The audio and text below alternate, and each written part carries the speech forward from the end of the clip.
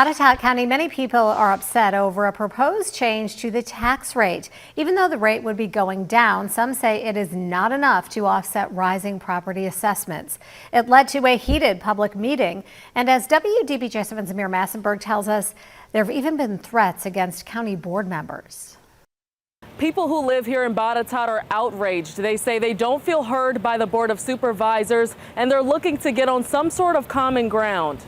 Tensions remain high after last week's public hearing at the Botetourt County Board of Supervisors meeting. Many people attended to speak about the new proposed tax rate, which they are not in favor of. Following the meeting, threatening messages were spray painted on the Botetourt Sports Complex Drive, including one saying, quote, "9 million to murder you all," directed at the board. And the temptation is just to dismiss it as ridiculous.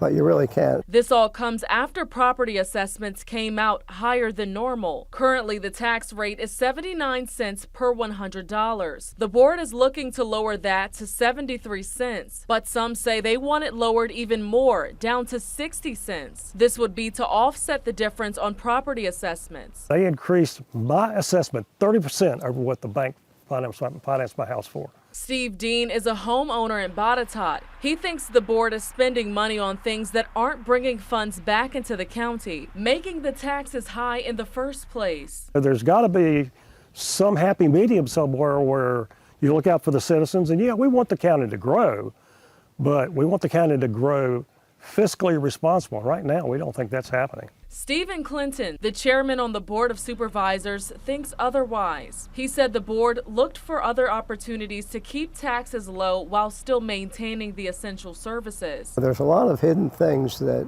are going on that the county has to respond to, and not everybody sees those. The Board of Supervisors is set to vote on the proposed tax rate June 25th. We'll update you when that happens. In Botetourt, Amir Massenberg, WDBJ7.